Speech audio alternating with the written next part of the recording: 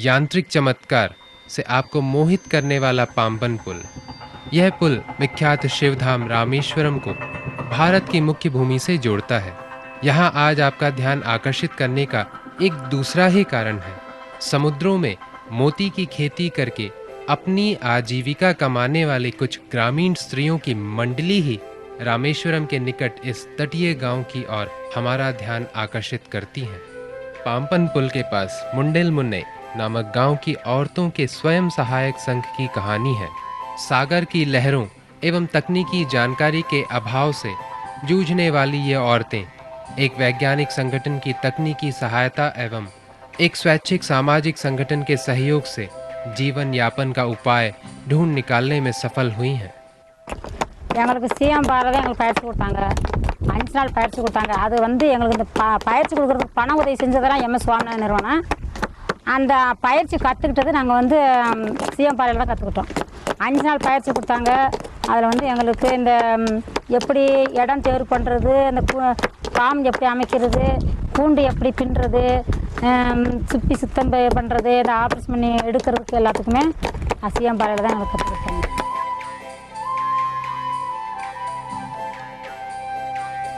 इतिहास के पन्नों में हमेशा ही सौंदर्य प्रेमियों की मनपसंद चीज के रूप में मोती का जिक्र किया गया है, लेकिन इस छोटे गांव की स्त्रियों को इन्हीं मोतियों की चमक से जिंदगी की जरूरतों की पूर्ति होती है।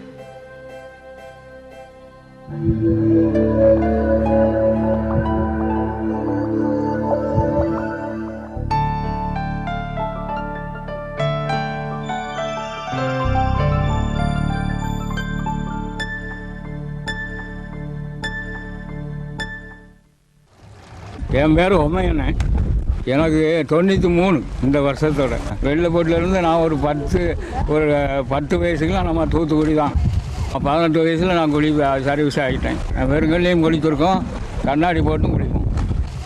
7 சிலாபம் 7 வருஷம் ஓடி இருக்கு. அந்த 7 சிலாபத்துலேயும் நான் குளிச்சிருக்கேன். தூத்துக்குடியில் சுமார் 40 வருடங்களுக்கு முன்னாலே முத்து சலாபம் நடந்தது.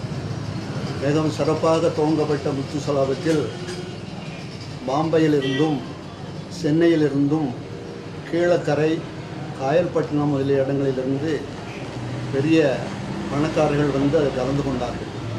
அந்த முறையிலே அவர்கள் முத்து சலாபத்தில் ஆயிஸ்டேட்ஸ், அதாவது சிப்பிகளை கடலில் இருந்து எடுத்து கொண்டு வருவார்கள். அந்த சமயத்தில் ஒரு மூடைக்கு சுமாராக 100 ரூபாயிலிருந்து 500 ரூபாய் வரை ஒரு மூடையினுடைய விலை போகும். அந்த மூடையெல்லாம் எடுத்து கொண்டு போய் அங்கே கடற்கரையிலே பெரிய தொட்டிகள் போடுவோம். அந்த தொட்டியிலே அந்த மூடைகளை ஒரு 4-5 நாடுகளுக்கு அதை அழுக வைப்பார்கள். அழுக வைத்ததுக்கு அப்புறம் அதை வந்து பிரித்து ஆயிஸ்டேட்ஸிலிருந்து முத்து சிப்பியிலிருந்து அதை பிரித்து எடுத்து அவர்கள் அதையெல்லாம் முத்து திரும்ப கேதர் பண்ணுவார்கள். தூத்துக்குடி துறைமுகத்தில் எடுத்த முத்துகள் தான் மிகவும் பிரபலமானவை. அவைகள் மற்ற அந்நிய நாட்டுக்கு போகும் பொழுது இவர்களுக்கு விலை கூடுதலாக கிடைத்தது பாம்பே வியாபாரிகளுக்கு.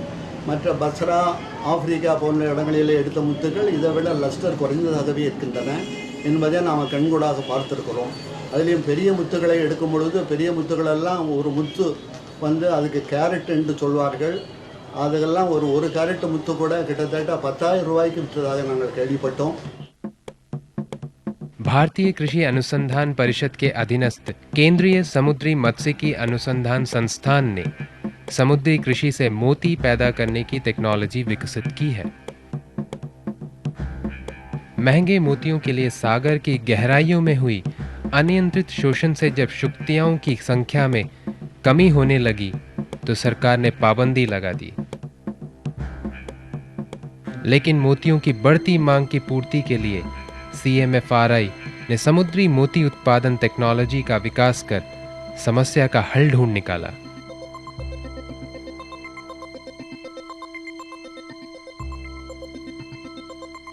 प्रयोगशालाओं में शुक्तिकाओं को विशेष भोज्य एवं टेम्परेचर शॉक देकर परिपक्व होने के लिए उत्प्रेरित किया जाता है।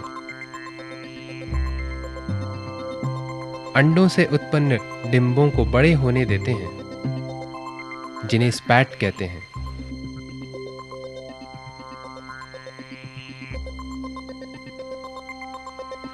इन्हें बाद में समुद्र में तैयार किए गए खेतों में बड़े होने के लिए छोड़ दिए जाते हैं।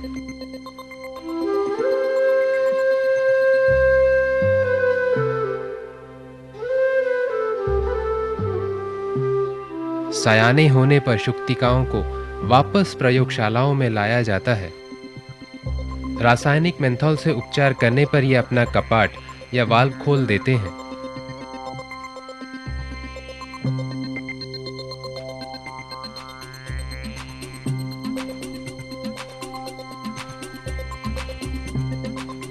कुछ शुक्तिकाओं को खोलकर मेंटल निकाला जाता है।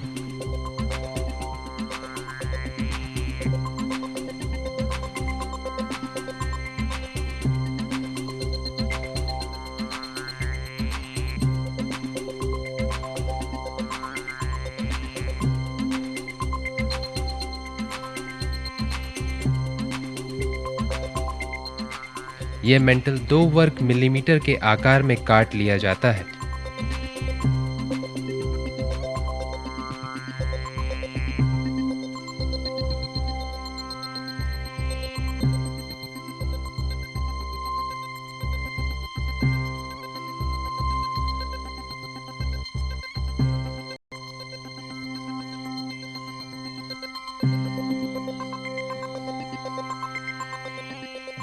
इस मेंटल को न्यूक्लियस के साथ सीपी में स्थापित किया जाता है।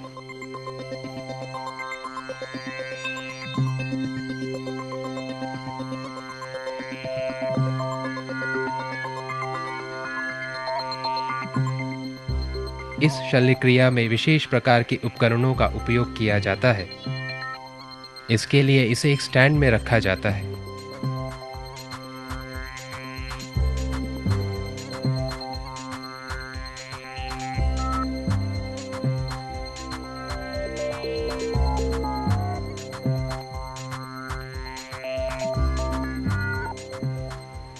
इसके बाद सीपी को समुद्री पानी में छोड़ दिया जाता है और 30 मिनट में यह साधारण अवस्था को प्राप्त कर क्रियाशील होने लगती है।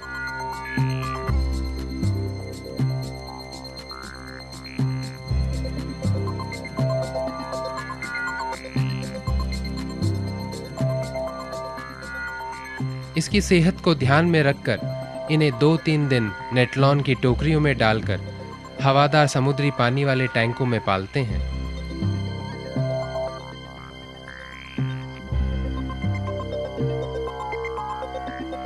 इसके बाद इन्हें पहचानने के लिए प्लास्टिक टोकनों में नंबर देकर पिंजरों में डालकर पहले ही तैयार कर रखे गए रैफ्ट या रैकों में उन्हें बांधकर समुद्री खेतों में पाला जाता है। गुणवत्ता वाले मोती मिलने के लिए इन्हें 4-5 मीटर की गहराई में पालना चाहिए।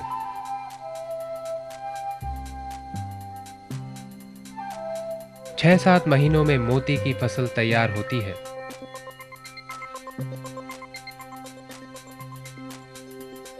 मोती का आकार, रूप, रंग, चमक और नैकर कोटिंग का मोटापन के आधार पर मोतियों का श्रेणीकरण किया जाता है।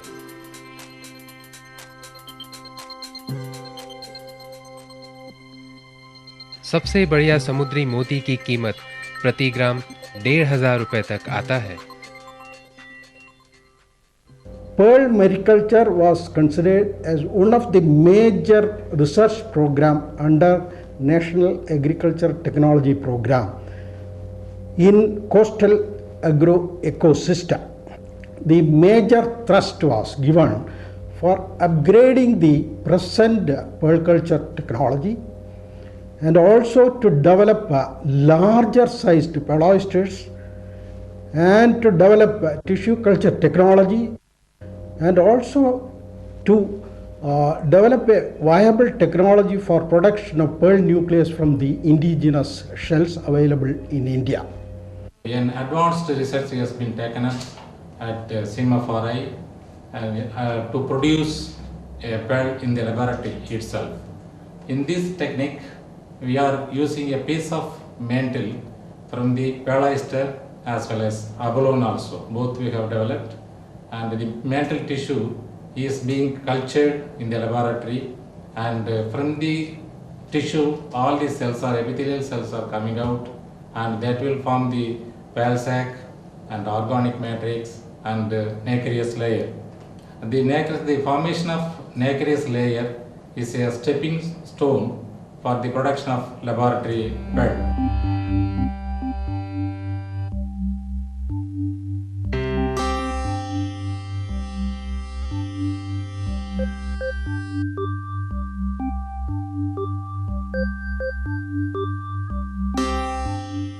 मोती पालन तकनीक में संशोधन और परिष्कार करके मैबे पर्ल या इमेज पर्ल पैदा किया जाता है।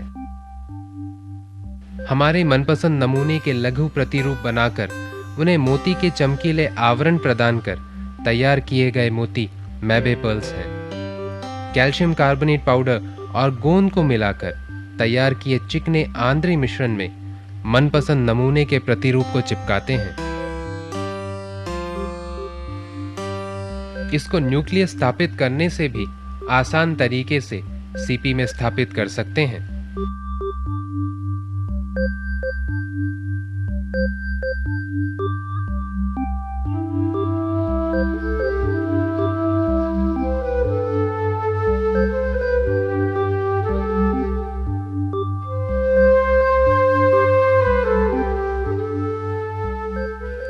लगभग 2 महीने के कम समय में ही इन नमूनों में नैकर आवरण चढ़ जाता है और ये संग्रहण के लिए तैयार हो जाते हैं। इनको महंगे और आकर्षक लटकन और अंगूठियों में रूपांतरित किया जा सकता है।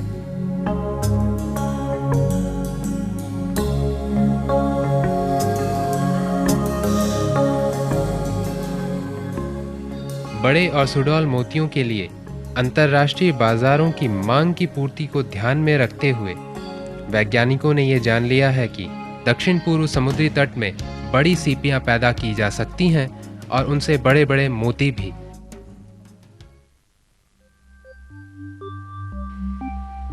CMFRI की वैज्ञानिकों द्वारा तकनीकी क्षेत्र में उठाया गया एक दूसरा महत्वपूर्ण कदम है रंगीन मोतियों का उत्पादन।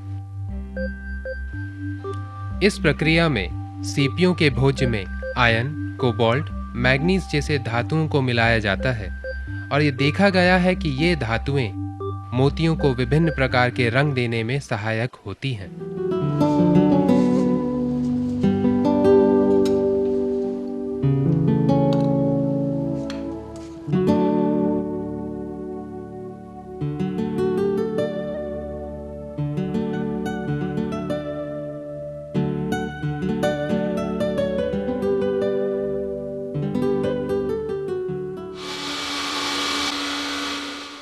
प्रत्येक मोती के हृदय भाग में एक शेल बीड न्यूक्लियस है। इसका निर्माण कवचधारी प्राणियों के कवच से किया जाता है। NATP योजना के तहत कोच्चि के राष्ट्रीय मत्स्यिकी टेक्नोलॉजी संस्थान ने कंप्यूटर एडेड डिजाइन की सहायता से एक यांत्रिक प्रक्रिया को विकसित कर लिया है जो देशी घोंघों को विभिन्न आकारों में चिकने दानों में परिवर्तित किए जा सकते हैं। हांगकांग, जापान, ताइवान आदि देशों से आयात करने वाले दानों पर ही आज भारत निर्भर करता है। इस स्वदेशी अभियान से विदेशों पर निर्भर होना बंद हो जाएगा।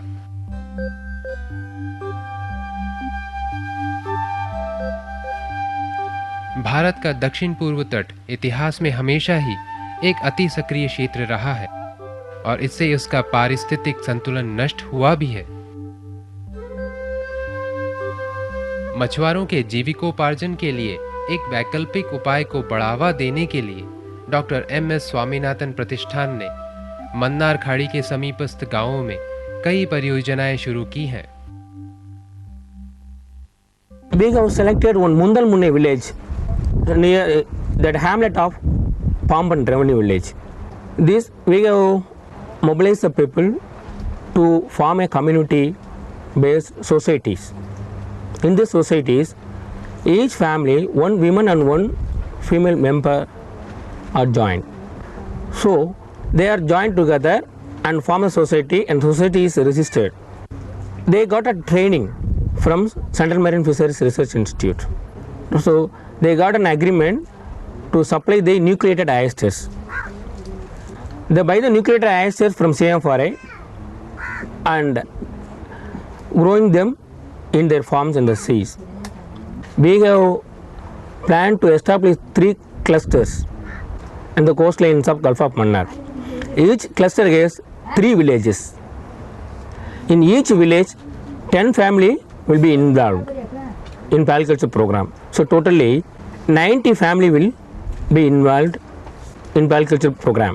ஆமாம், இதில் செய்கிற மாதிரி இன்னும் ஒரு 10 குடும்பம் இதில் முன்னேறி இதை கற்றுக்கிறதுன்னு சொல்லி சொன்னால் கொஞ்சம் அதுகளும் கொஞ்சம் வாழ்க்கையில் முன்னேறின மாதிரி இருக்கும்ல, ஒரு தொழிலையும் கற்றுக்கிறது மாதிரி இருக்கு.